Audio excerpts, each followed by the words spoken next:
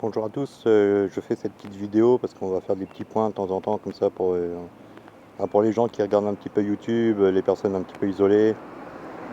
C'est bon, on est quand même pas mal à être isolés, mais bon, il y a des gens qui sont un petit peu perdus dans tout ça. Donc voilà, on va essayer de faire des petits points, un petit peu d'actualité comme ça, juste entre nous, entre citoyens, entre particuliers, voilà.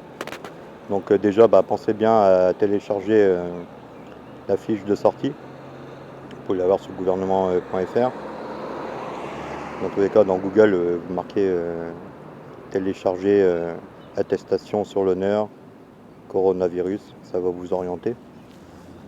Mais voilà, ou alors vous le faites en lettres manuscrites, mais pensez à bien recopier exactement comme sur leur feuille à eux. Vous ne pouvez pas faire une attestation je sous-signé, nanana, atteste sur l'honneur, ça marche pas, c'est pas valable. Il faut vraiment que ce soit recopié à l'identique. Donc moi mon petit conseil, c'est vous en faites une. Et si vous n'avez pas d'imprimante et tout, vous allez à la poste ou dans un magasin informatique et vous faites un certain nombre de copies.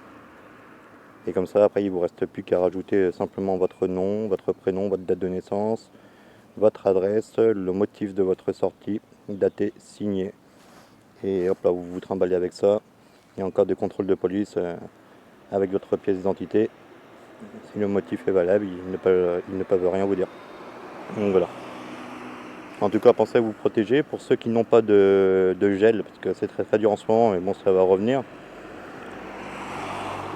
Prenez de l'alcool à 70. Lavez-vous régulièrement les mains. Restez chez vous.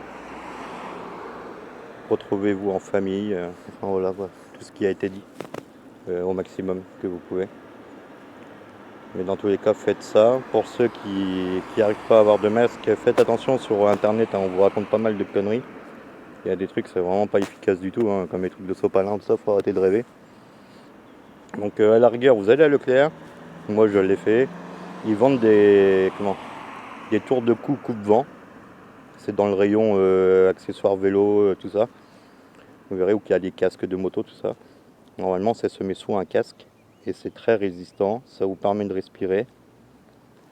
Et en même temps, s'il y a le virus, ça passera pas. Voilà.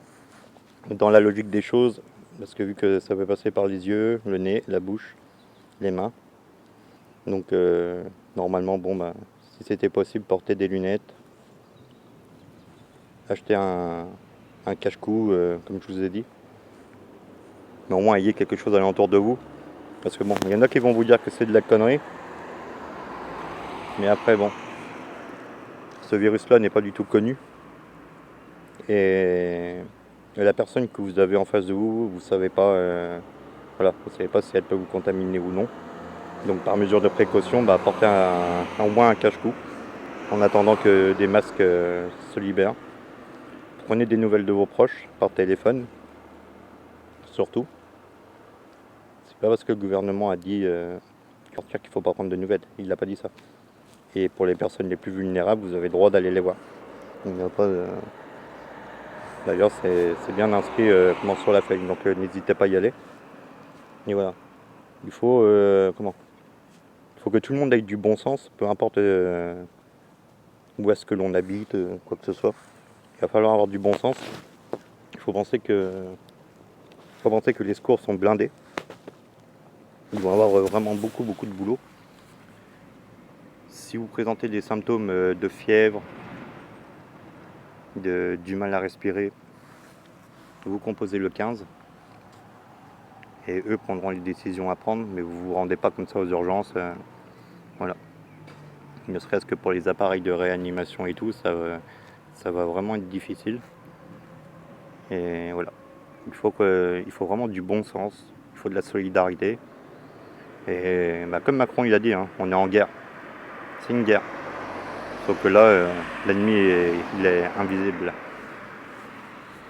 Voilà. Allez, bon courage à tous.